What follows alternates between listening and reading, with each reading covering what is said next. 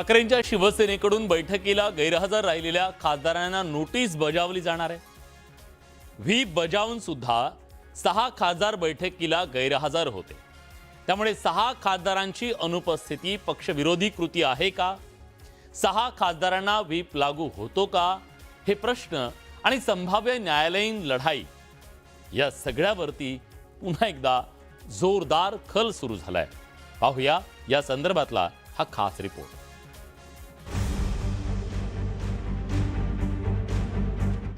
ठाकरेंच्या शिवसेनेच्या संसदीय पक्षाच्या बैठकीकडे देशाचं लक्ष लागलं होतं। खासदार अरविंद सावंत यांनी बुधवारी बैठकीसाठी व्हीप बजावला होता। बैठकीला संजय राऊत, अरविंद सावंत, अनिल देसाई आणि राजाभाऊ वाजे उपस्थित होते।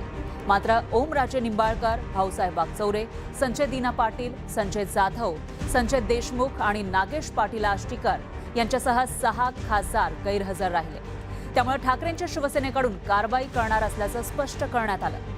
7 दिवसांच्या आत नोटिशीला उत्तर देण्याचे आदेश खासदारांना देण्यात आले। बाकी जो सदस्य यहाँ नहीं आए हैं या अटेंड नहीं किया है, हम ये मानते हैं ये पार्टी व्हीप का उल्लंघन है। भी हमारे एक ही काम है कि हमने उनको आज नोटिस जारी कर दी है।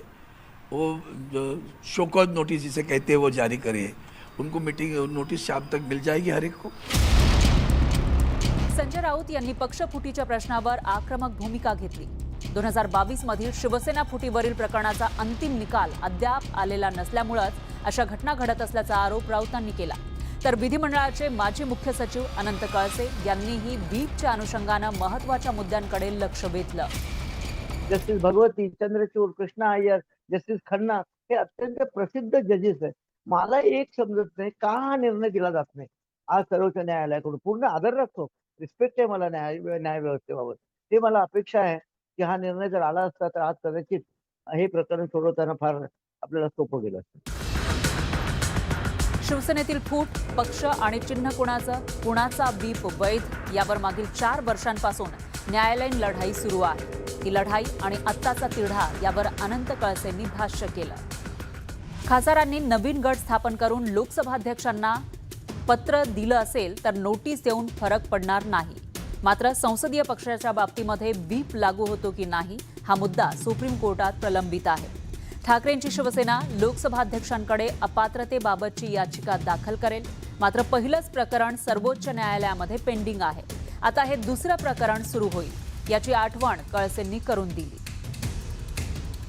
त्या पक्षाच्या बैठकीत काही निर्णय घ्यायचे पक्षाला, त्या संदर्भात तो लागू होतो की नाही हा सुद्धा मुद्दा एक लिगली डिबेटेबल मुद्दा आहे। आणि याबद्दल हा मुद्दा सर्वोच्च न्यायालयामध्ये पेंडिंग आहे। त्यांनी तो याच्यावर ओपिनियन किंवा काय मतप्रदर्शन केलं पाहिजे। कारण हा व्हीप जर पक्षाने जी मिटिंग बोलवली आहे, पक्ष प्रमुखांनी मिटिंग बोलवली, त्याला लागू होईल की नाही हा माझ्या मते थोडासा कायदेशीर दृष्ट्या तपासण्याचा व्हीपच्या बाबत 4 वर्षांपूर्वी मोठी घडामोड घडली होती। 2022च्या शिवसेना फुटी दरम्यान एकनाथ शिंदेंच्या गटानं नियुक्त केलेले मुख्य प्रतोद भरत गोगावले यांची निवड सुप्रीम कोर्टानं 11 मे 2023 रोजी अवैध ठरवली होती। संविधानाच्या नियमानुसार प्रतोद नियुक्त करण्याचा अधिकार आमदारांच्या गटाला नाही, मूळ राजकीय पक्षाला असतो, असं कोर्टानं स्पष्ट केलं होतं। संबंधित पक्षाचा घेतलेला निर्णय प्रतोद आदेशाद्वारे जारी करतो आणि प्रतोदाच्या आदेशालाच व्हीप म्हटलं जातं। मात्र नव्या राजकीय घडामोडीमध्ये 6 खासदारांचा गट जर व्हीप बजावण्याच्या आधीच शिंदेंच्या शिवसेनेमध्ये विलीन झाला असेल तर पुढील न्यायालयीन लढाईमध्ये कोणते मुद्दे महत्त्वाचे ठरतात हे आगामी काळात स्पष्ट होईल। संतोष गोरे, न्यूज 18 मराठी, मुंबई।